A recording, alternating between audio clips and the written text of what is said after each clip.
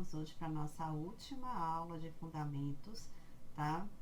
De enfermagem. E hoje a gente vai falar sobre transfusão sanguínea e preparo do corpo pós-morte, tá? São dois assuntos importantes que a enfermagem faz parte, né? Tanto da transfusão, a transfusão precisa estar prescrita pelo médico, mas é a enfermagem que vai estar instalando essa transfusão. Então é importante a gente conferir tudo direitinho antes de transfundir o paciente, tá observando as reações desse paciente. E o preparo pós-morte, que também é a enfermagem que prepara o corpo do paciente. E não só prepara, mas a gente precisa ter todo o cuidado, né? Toda a ética, todo o respeito, né? E todo o apoio à família nesse momento, tá bom? Então, vamos lá começar a aula de hoje.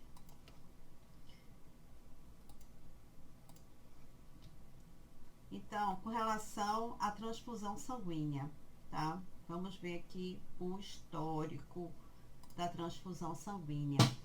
Então, gente, assim, a primeira transfusão sanguínea, tá? Em humanos foi realizado por James Brunsdel em 1808.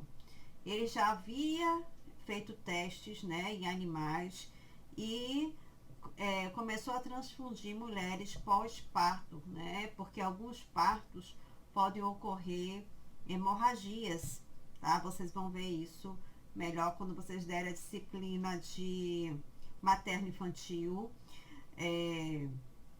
Quando o útero ele não contrai, né?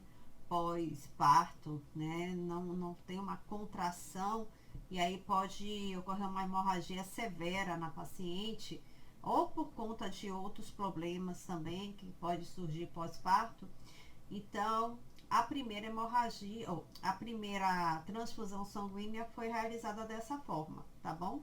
De forma bem primitiva, né da época, que ainda não havia, né, muito avanço na medicina, mas algumas deram certo, outras não, tá? Por conta da tipagem sanguínea, principalmente, porque se a gente não recebe o mesmo tipo de sangue, o nosso organismo, ele reage. Mesmo tipo, então, um tipo de sangue que é aceitável para a nossa tipologia, certo? Então, o nosso organismo reage como se fosse um corpo estranho e aí evolui gravemente quando o tipo de sangue ele não condiz com o que a gente pode receber, tá bom? Então vamos lá aqui para a próxima.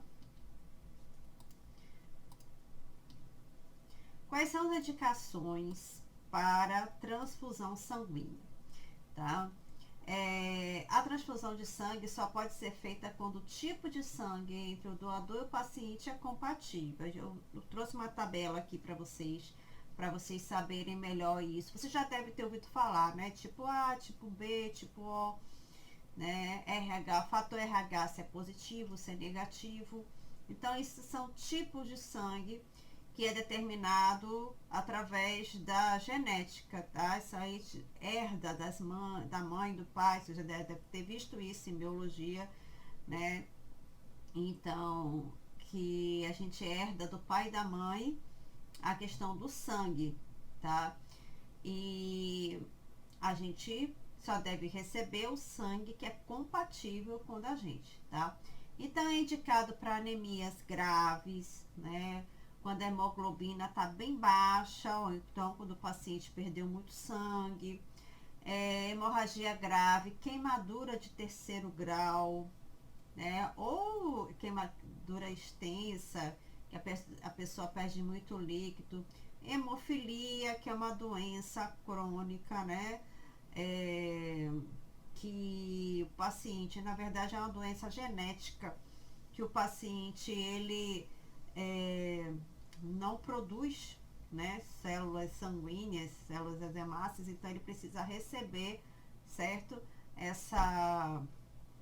Esse sangue, transplante de medula ou de órgãos ou complicações de qualquer cirurgia. Então tem vários tipos de indicações aí para transfusão sanguínea, tá?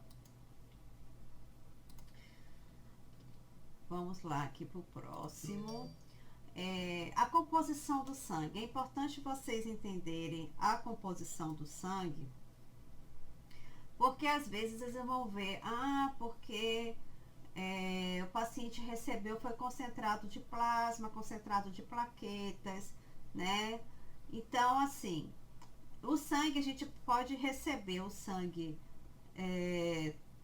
normal, o sangue total, ou às vezes o médico pede algum concentrado, a depender da indicação do tratamento que o paciente está recebendo.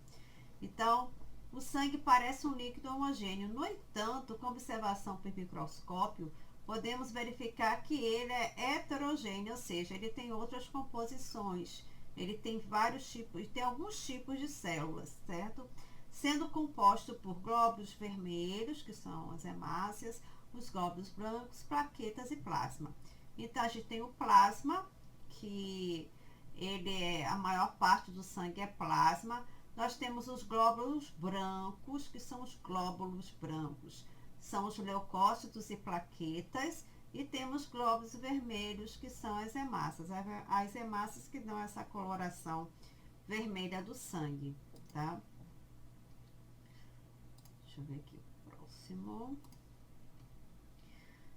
Então, o sangue parece um líquido homogêneo, não é um líquido, e então, na observação que eu falei no microscópio, a gente vai observar esse composto que eu falei, né? Dos glóbulos vermelhos, glóbulos brancos, as plaquetas e plasma.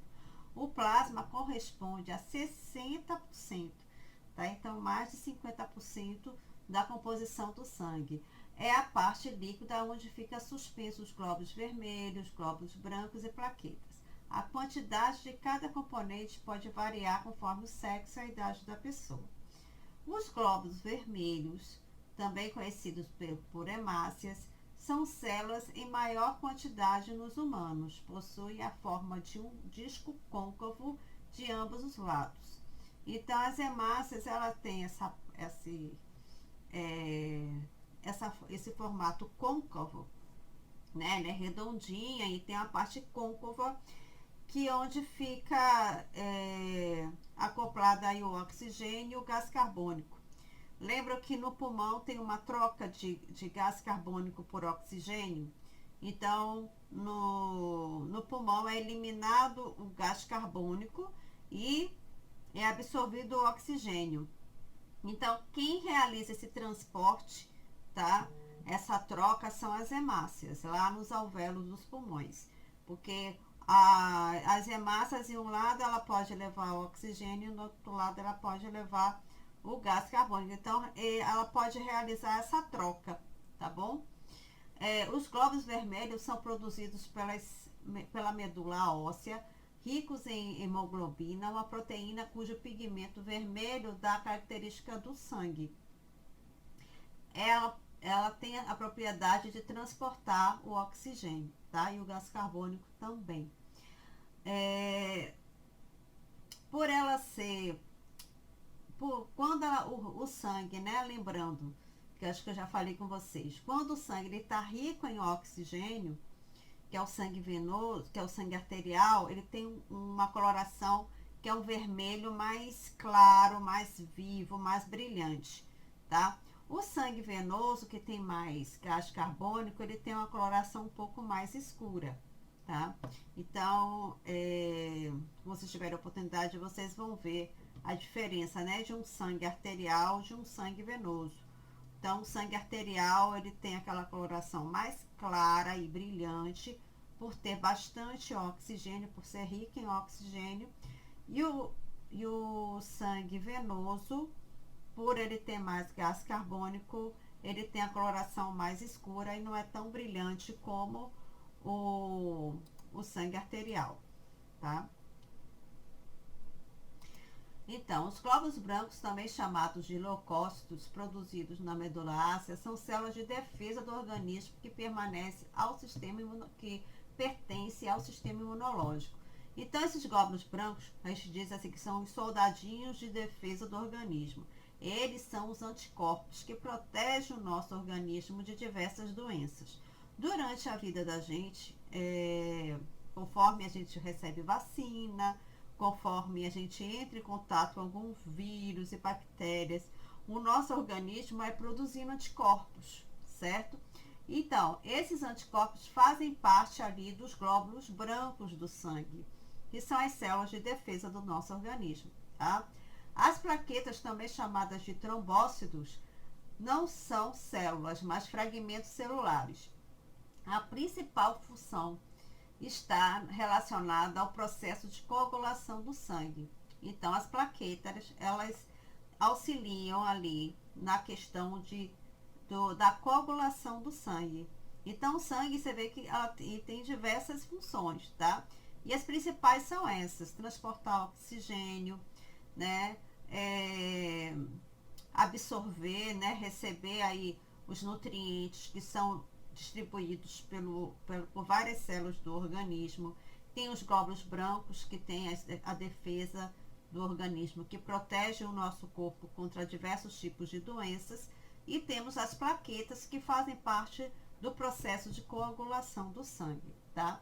O plasma é o líquido de cor amarela e corresponde a mais da metade do volume do sangue, que é mais ou menos 60% do sangue.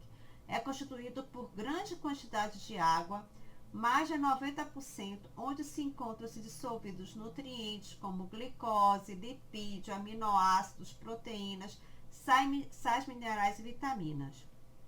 Gente, como a circulação sanguínea, tá?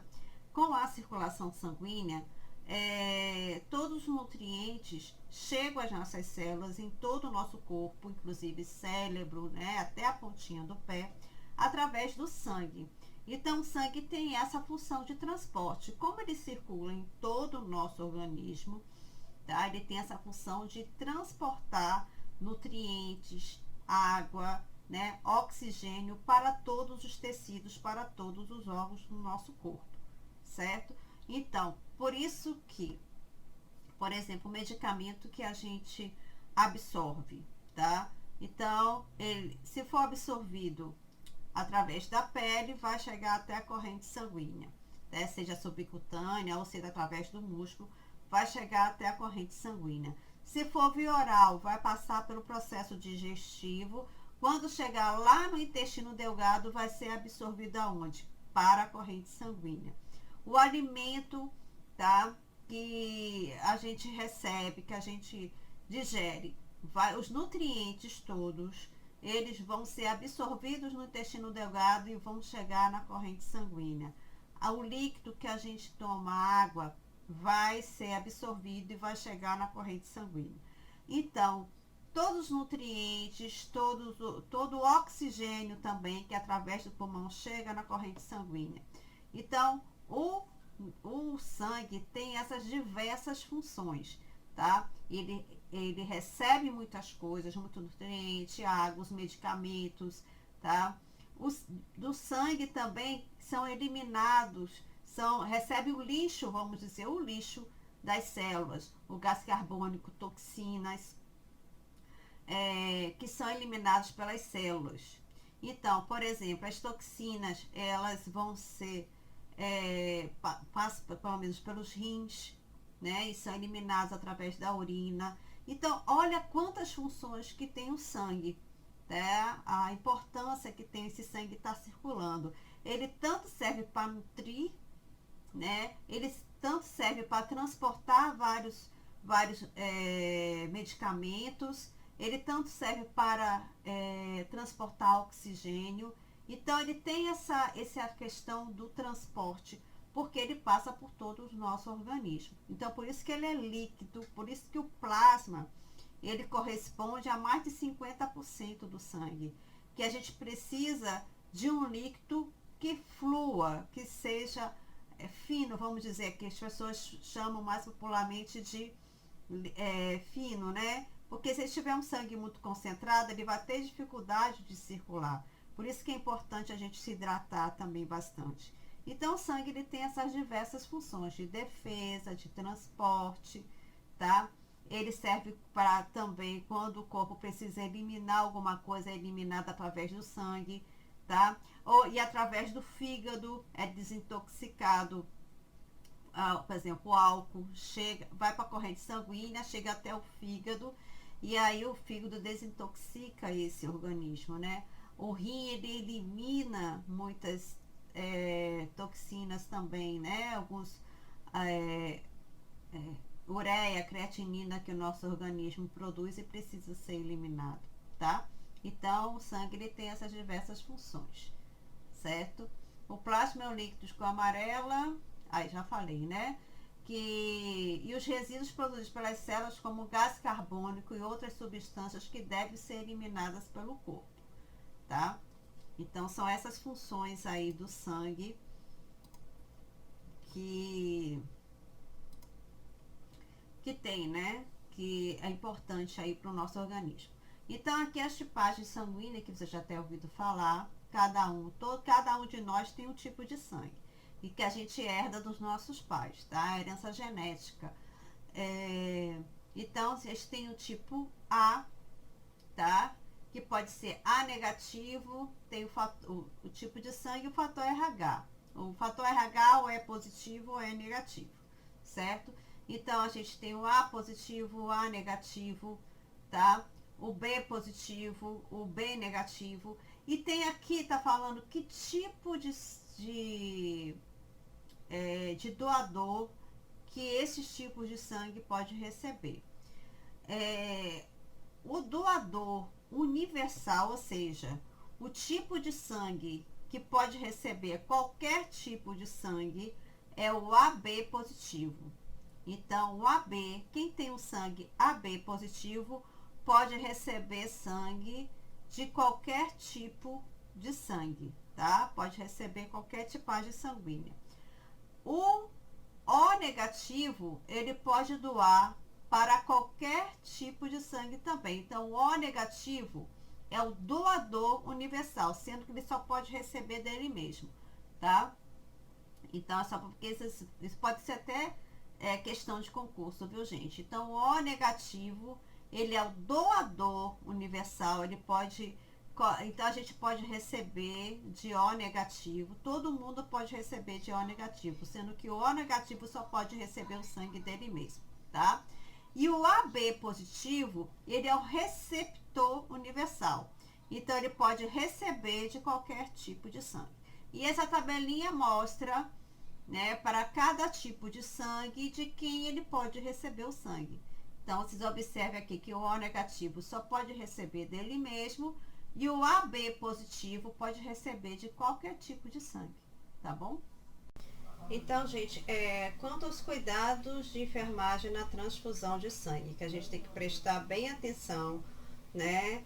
Além de conferir tudo direitinho, se o paciente está recebendo sangue conforme o solicitado pelo médico, né? Conferir a tipagem sanguínea do paciente, a gente deve conferir o nome, tudo direitinho, né? Como a gente confere medicamento, a gente tem que conferir também tudo certinho na transfusão de sangue. E às vezes a gente precisa esperar até que esse sangue digele, porque às vezes ele vem congelado, tá? Ele vem muito gelado, a gente não pode transfundir um sangue gelado. Então a gente espera o digelar, né, o sangue para chegar na temperatura ambiente e aí sim poder transfundir o sangue, tá? Então, o que a gente deve observar? O nome do paciente, o nome da mãe, idade, data de nascimento, diagnóstico, número do prontuário, quarto leito, unidade de internação e tipo sanguíneo. Tudo vai estar lá identificado no concentrado lá de sangue do paciente. Dados transfusionais, transfusão prévia, reação transfusional, se necessita de preparo para transfusão, tudo isso vai estar no prontuário. Pré-transfusão, número da bolsa do hemocomponente, tipo de hemocomponente, degelar hemoderivados se necessário, orientar o paciente a ferir os sinais vitais. A gente deve observar, deve controlar os sinais vitais do paciente durante, né, pré-transfusão e durante a transfusão, para ver se o paciente vai ter alguma reação. Registrar a data e horário do início da transfusão, via de acesso periférico central portocate e local de acesso. Então, tudo isso a gente deve observar e registrar, tá? Durante a transfusão, o que a gente deve fazer? Controlar os sinais vitais. Então, está verificando a pressão, o pulso, a respiração, a temperatura. Está sempre atento a qualquer alteração, né? Então, além dos sinais vitais, a gente observar se o paciente vai ter algum sintoma alérgico ao náuseas, vômito ou qualquer outra reação. Se tiver, a gente tem que interromper a transfusão e avisar o médico, tá? Paciente que estiver apresentando as reações de transfusão sanguínea deve interromper aí uma transfusão e avisar ao médico responsável imediatamente, tá? Após a transfusão, né, observar os sinais vitais, o horário da transfusão, remover o acesso ou lavar com água destilada, porque às vezes assim, o paciente pode ter um acesso só para receber a transfusão, ou ele pode estar utilizando um acesso venoso que ele já estava fazendo uso, um acesso central até um portocate. Então, após essa transfusão, é bom dar uma lavadinha para não ficar resto de sangue, né, na via de acesso. Então, lavar esse acesso com água destilada, para não ficar vestígio de sangue, esse sangue não coagular, não acontecer nada ali com esse sangue, né? E depois introduzir no paciente. E a realizar as anotações no prontuário, tá? Então, assim, não tem nada de muito complicado com relação à transfusão sanguínea, não, tá? Só é de prestar bem atenção para que o paciente, ele não tenha nenhuma reação e para que esse paciente receba a transfusão sanguínea correta, tá? Um dado importante também é que sempre o paciente e os familiares vão autorizar essa transfusão sanguínea, tá? Até porque a gente pode ter questões religiosas e tudo, então sempre essa transfusão sanguínea é informada aos familiares e ao paciente é autorizado, tá? Se tiver qualquer restrição da família, eles assinam uma declaração que não vão aceitar a transfusão sanguínea, certo? E isso vai ficar registrado no prontuário, tá ok? Vou encerrar aqui essa parte e vamos entrar no outro vídeo sobre a questão dos cuidados do corpo pós-óbito.